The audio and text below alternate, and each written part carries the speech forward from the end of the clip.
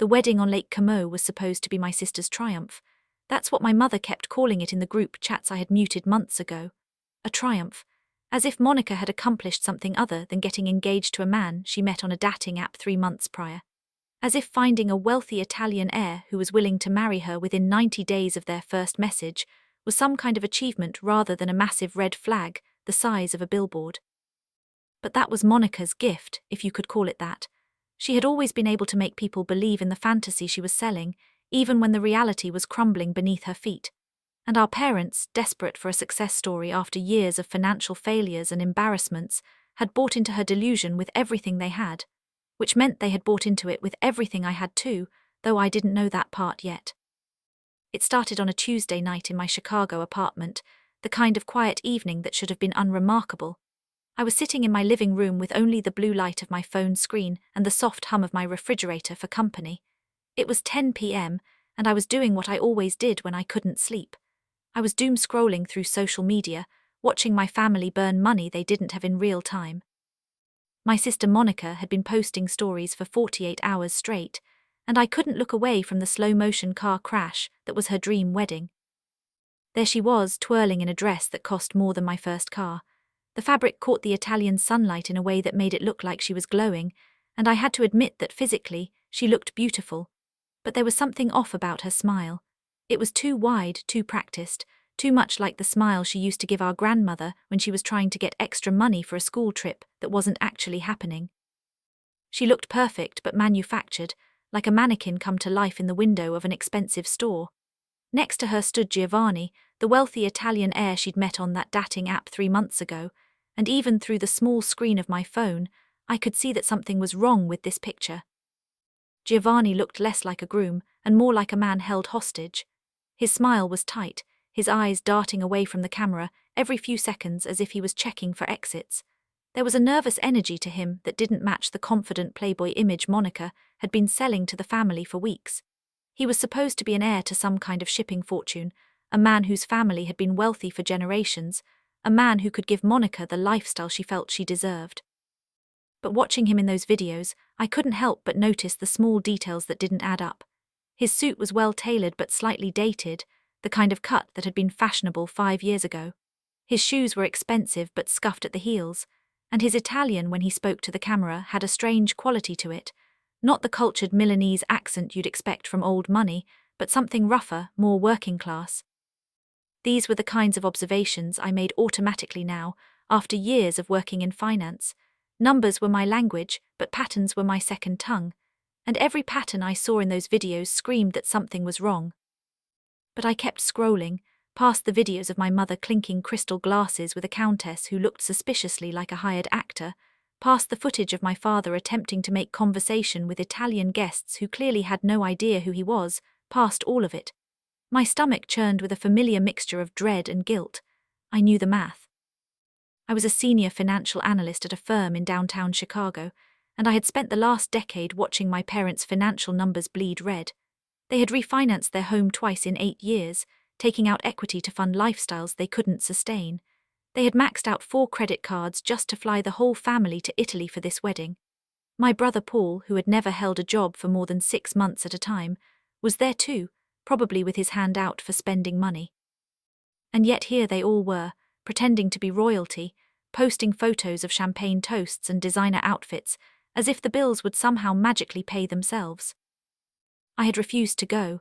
When the invitations had gone out 3 months ago, I had been the only one to decline. I told them I had a merger to close, a critical project that couldn't wait. It was a lie. The merger wasn't happening for another 6 weeks, and my presence wasn't required for the preliminary work. The truth was that I couldn't watch.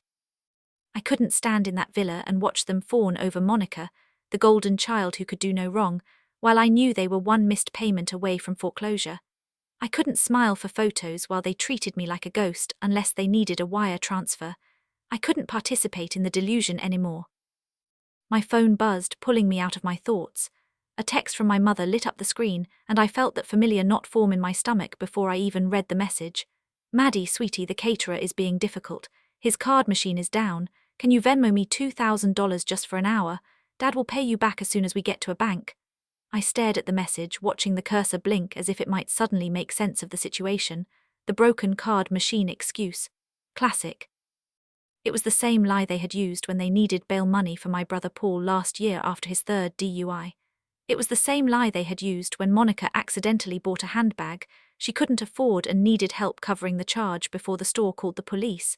It was always just for an hour, just until we get to the bank, just until Dad gets paid. And the money never came back. I typed back a response, my thumbs hovering over the keyboard for a moment before I pressed send. No, I told you I'm not funding this circus. 3 dots appeared on the screen, dancing in that maddening way that meant someone was typing a response. When the reply came, it wasn't from my mother. It was from Monica. You're just jealous because I'm happy and you're alone with your spreadsheets. Don't bother coming to the reception if you change your mind. I felt a sharp, familiar pang in my chest. The old wound of being the responsible one, the boring one, the wallet with a pulse. It was a feeling I had carried with me since childhood, since the first time my parents had asked to borrow money from my piggy bank to pay for Monica's dance recital, and never paid it back.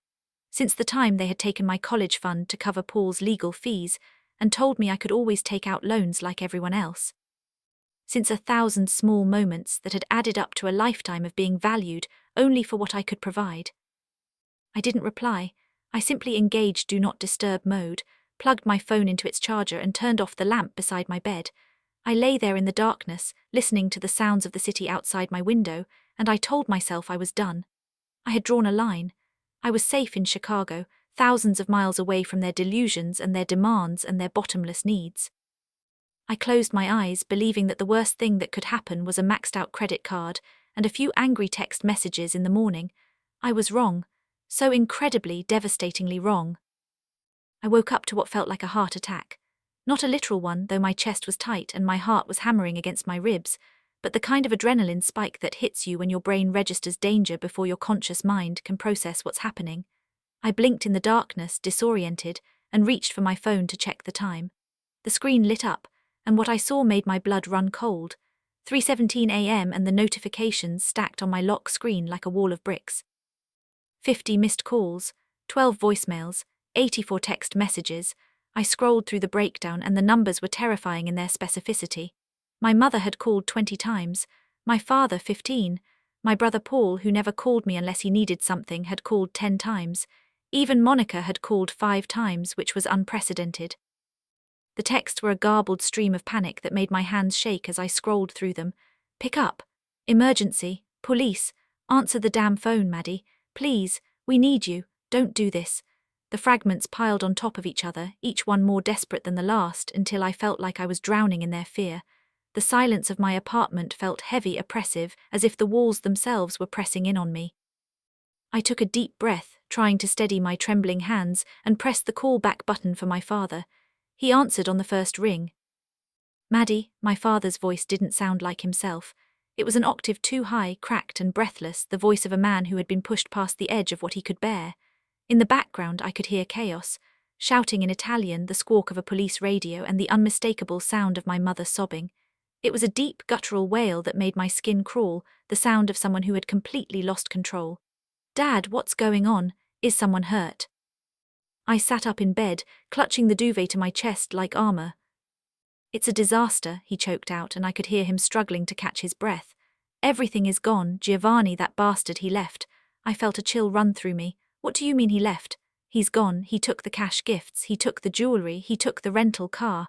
My father's voice cracked on the last word. He wasn't an heir, Maddie. He was a waiter from Naples with a criminal record. He left Monica at the altar practically. The information hit me like a series of physical blows, each one worse than the last. A waiter, a criminal. Everything my sister thought she knew about her groom was a lie. But I forced my analyst brain to engage, to push past the shock and find order in the chaos. Okay, I said slowly, trying to keep my voice calm. That's terrible, but why are the police there? Did you file a report? No, they're not here for him. My father was stammering now, his words tumbling over each other. They're here for us. What? Paul and your mother, they didn't take the news well. There was damage to the villa, damage to some art, Dad, the villa, he whispered, and I could hear the terror in his voice. They started throwing things, expensive things, a statue, some paintings. The owners called the carabinieri. They've arrested Paul, they have Monica in a room, they took our passports, Maddie. They won't let us leave the country. I rubbed my temples, trying to process the sheer magnitude of the stupidity I was hearing. My family, who couldn't afford to pay their own phone bills, had somehow managed to vandalize a historic Italian villa and get themselves detained by the police. "So you need a lawyer," I said, trying to be practical. "Call the embassy." "We don't have time for the embassy," my father snapped, the panic in his voice shifting to aggression. "They are going to transfer Paul and Monica to a holding cell in Milan if we don't pay the damages and the fines immediately. Tonight, right now." "How much?" I asked, though somewhere deep inside I already knew I wasn't going to pay it. I could feel the wall going up inside me, the protective barrier I had learned to build over years of being asked for money I would never see again. €25,000, he said. "Cash or immediate wire. The owner agreed to drop the criminal vandalism charges if we pay for the restoration immediately. Otherwise your sister goes to prison. Maddie, Italian prison. Do you understand?" I took a breath and my voice trembled slightly as I spoke. "I don't have €25,000 lying around at 3 a.m, Dad. You have savings, you have that investment account." "That's gone," he shouted, and I heard something heavy slam against what sounded like a table on the other end of the line. "This is your sister, she's hysterical. She's in a wedding dress surrounded by cops. You have to help us, we are your family." "I told you I wasn't paying for this wedding," I said, my voice gaining strength as I spoke. "I told you it was a bad idea. I told you Giovanni looked shady." "Stop lecturing me," my father screamed, and the sound was so loud that I had to pull the phone away from my ear. "We need the money. Wire it now or we are dead. Do you hear me? Dead." I felt the guilt then, heavy and suffocating, trying to wrap its hands around my throat. It was the programming they had installed in me since birth. "Fix it, Maddie. Clean up the mess, Maddie. You're the responsible one, Maddie." But then I looked around my empty apartment, the sanctuary I had built with my own hard work, the quiet space that was mine and mine alone, and something in me shifted. "I can't do it, Dad," I said softly. "Use the credit cards you used to book the villa." "You said you had a high limit." There was silence on the other end, a long, terrifying silence that seemed to stretch on forever. "We can't," he finally whispered. "Why not?" I asked. "You said you had a high limit. Just call your bank, Dad. Please authorize the transfer. We'll pay you back, I swear on my life." Something in his tone set off an alarm in my head. It wasn't just desperation, it was evasion. The way he was talking, the specific words he was choosing, it didn't add up. Just call your bank. Why was he so specific about that? "Dad," I said slowly, "why can't you use your cards? You booked the villa weeks ago. You showed me the confirmation." "The cards are maxed, okay? We maxed them on the flights and the catering." He was talking too fast now, the words stumbling over each other. "Look, I'll send you the wire details, just do it." "Hold on." I pulled the phone away from my ear and put it on speaker. I opened my laptop, and my fingers flew across the keyboard as I logged into my primary banking portal. My father's voice continued to trickle out of the phone, tinny and desperate. Maddie, are you doing it?" "I'm checking something," I muttered. I opened a new tab and logged into my credit monitoring service. I hadn't checked it in a month because my finances were on autopilot, because I was responsible and organized and didn't need to constantly monitor my accounts. The dashboard loaded slowly, the little spinning circle making my heart pound harder with every second. And then there it was. A bright red banner flashed at the top of the screen. "Alert! New account opened 14 days ago. Creditor, Banca Nazionale del Lavoro. Type, personal line of credit. Balance, €18,000. My breath hitched in my chest. I clicked on the details with trembling fingers, and what I saw made the room spin. The inquiry had come from an IP address in Illinois, my parents' house, 2 weeks ago. Then another inquiry, a rental agreement check. I felt the blood drain from my face, leaving me cold and dizzy. I looked at the Villa del Balbianello rental contract attached to the inquiry. The name on the lease wasn't Stephen Harper or Nancy Harper. It was Madeline J. Harper. My signature was scrolled at the bottom. A clumsy forgery, the loops a little too wide, the letters slightly off, but close enough to pass a casual inspection. Close enough to fool a rental company processing dozens of applications. "Dad," I said, my voice deadly calm, "who is the renter of record for the villa? What does it matter? We need the money. Who signed the lease, Dad?" Heavy breathing on the line, then my mother's voice cut in, shrill and frantic. She must have grabbed the phone from my father. "We didn't have a choice, Maddie. Your credit score is perfect. You never use it. We were going to pay it off with the wedding gifts. Giovanni said his family would cover the venue." "You stole my identity," I said. The words tasted like ash in my mouth. "You didn't just spend your own money. You opened a line of credit in my name. You rented a historical landmark in my name." We did it for the family, my mother screamed, and I could hear the hysteria rising in her voice. Don't you dare get self-righteous with me. If you don't pay this, you are the one liable. The contract is in your name. If we don't pay the damages, the police will come after you for the debt. They'll ruin your career. You'll lose your CPA license. I sat frozen, the phone pressed to my ear, my laptop screen glowing with evidence of my family's betrayal. The trap snapped shut. They weren't asking for a bailout. They were asking me to cover up a felony to save myself. If I paid the 25,000 euros, I was acknowledging the debt was mine. I was accepting the fraud. I would be paying to fix a villa I had never set foot in, for a wedding I had advised against, to save people who saw me as nothing more than a credit score with a pulse. You trapped me, I whispered. We saved you the trouble of worrying, my father said, his voice hard now, the desperation replaced by something that sounded almost like satisfaction. Now be a good daughter. Wire the money, save your sister, save yourself. If we go down, you go down with us. The lease says Madeline Harper. The police have that paper. I looked at the glowing screen of my laptop. I looked at the red alert banner. I looked at the forgery of my own name, the signature that was almost mine but not quite. For 30 years I had been the safety net. I had caught them when they fell, dusted them off, and paid the bill. I had emptied my savings for their emergencies and rebuilt it slowly, sacrificing my own wants and needs. I had taken out loans to cover their mistakes and paid them off over years of careful budgeting. I thought that was love. I thought that was what family did for each other, but I realized in the cold light of 3:30 a.m. that it wasn't love. It was a hostage situation, and I was the hostage who had finally figured out how to escape. They thought they had checkmated me. They thought my fear of ruining my credit, my fear of scandal, my fear of losing my CPA license would force me to open my wallet one last time. They were banking on my shame, on my programming, on 30 years of conditioning that told me I was responsible for their happiness and their survival. But they forgot one thing. I was an analyst. I knew how to mitigate risk. And the biggest risk to my future wasn't the Italian police or a forged contract. It was the people on the other end of the phone. It was the people who had proven, once and for all, that they would sacrifice me without a second thought to save themselves. Put the officer on the phone, I said. What? My father asked, confused. You want to talk to the police, you don't speak Italian. Put him on now, or I hang up and you get nothing. There was a scuffle on the other end, the sound of the phone being passed from person to person. A moment later, a deep, weary voice came on the line.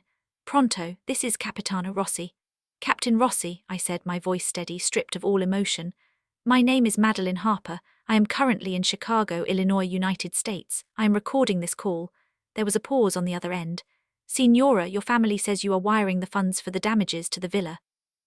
No, Captain, I am not. I took a breath, inhaling the freedom that was about to come. I am reporting a crime. The people in your custody have stolen my identity. I did not sign that lease. I did not authorize that credit line. I have been in Chicago for the last 6 months. My passport will verify this. In the background, I heard my mother shriek. It was a sound of pure terror, the sound of someone watching their escape route collapse in front of them. What are you doing? Shut up, give me the phone. Captain, I continued, ignoring the screaming. I am contacting the US consulate and my bank's fraud department immediately to flag these transactions as criminal activity. The people in your custody are responsible for the vandalism. Arrest them. Do whatever you have to do. Maddie, please, my father was begging now, sobbing brokenly into the phone. They'll put us in prison, they'll deport us, you can't do this to your own blood. I don't have a family, I said into the receiver. I have a fraud case. Understood, Signora, the captain said. His tone had shifted from annoyance to professional alertness. We will proceed with the charges against the individuals present. Thank you. I hung up. I didn't give myself a moment to cry. I dialed the 24-hour fraud hotline for my bank. And I spent the next hour calmly explaining the situation, uploading copies of my passport stamps proving I was in the US and flagging the unauthorized accounts. I locked my credit at all 3 bureaus. I filed a police report with the Chicago Police Department, providing them with all the documentation I had gathered. By the time I finished, the sun was beginning to bleed grey light through my blinds, the first hints of dawn touching the edges of the sky. My phone was still vibrating every few seconds with new messages, texts from my cousins, my aunts, my brother. How could you? You monster. Mom is fainting. They are putting handcuffs on Monica.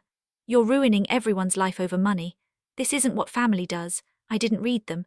I selected select all in my contacts list, Mom, Dad, Monica, Paul, and every flying monkey they could possibly recruit to their cause. I pressed block. The silence that followed was absolute. It was the most expensive silence I had ever bought, costing me a family I never really had.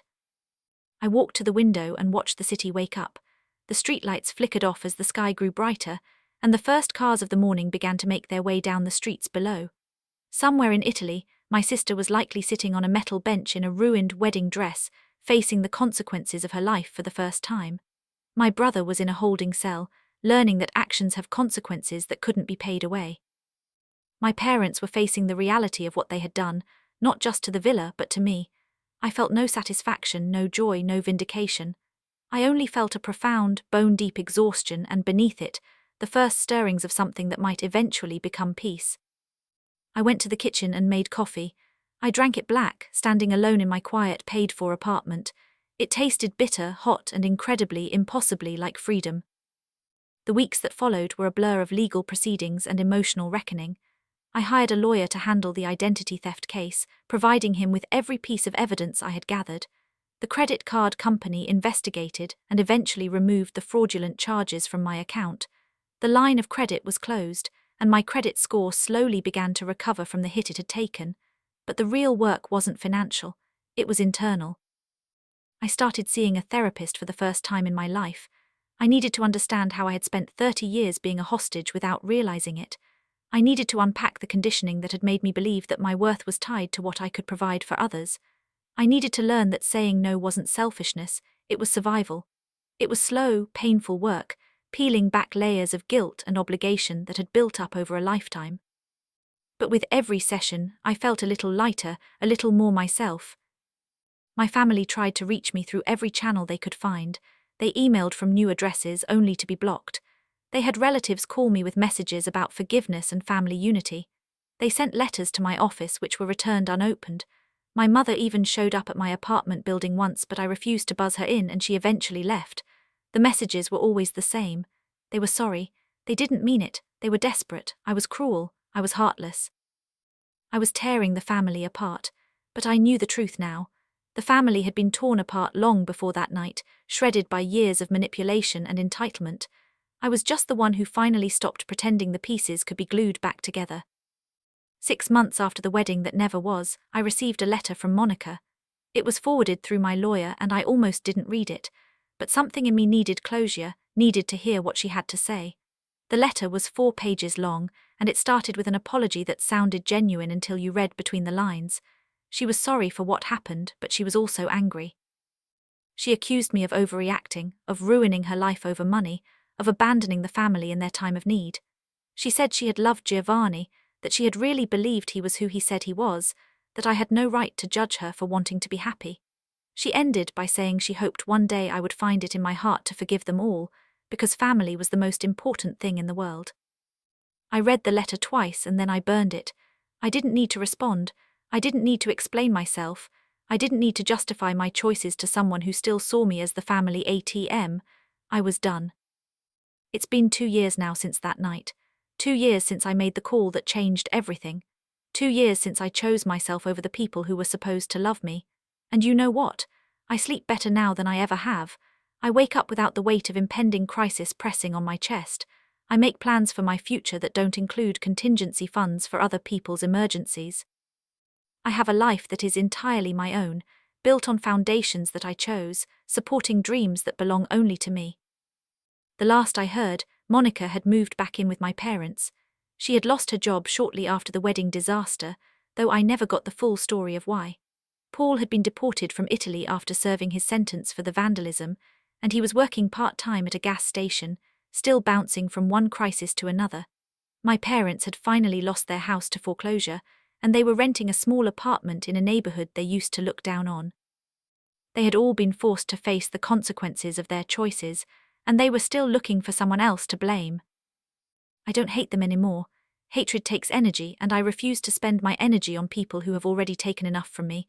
I don't wish them ill, but I don't wish them well either. They are simply part of my past, a chapter in my story that taught me what I needed to learn about boundaries and self-worth.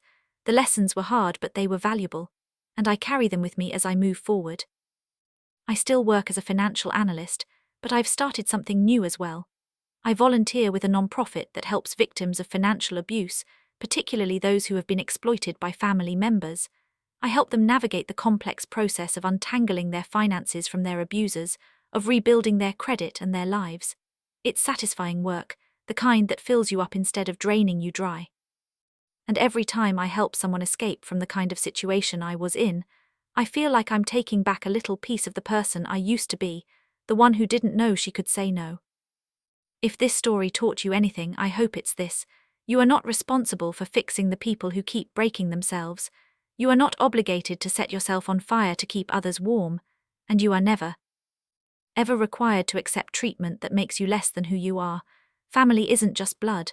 Family is the people who see you, value you, and respect you for who you are, not for what you can provide. If the people calling themselves your family can't do that, it's okay to let them go. It's okay to choose yourself. It's okay to be happy. If this story gave you chills, if it made you think, if it helped you see something about your own life that needed to be seen, smash that like button and tell us in the comments. What's the hardest boundary you've ever had to set? What did it cost you and what did it save? And of course, subscribe for more stories like this, because sometimes the most satisfying revenge isn't about making someone else pay. It's about finally making yourself free.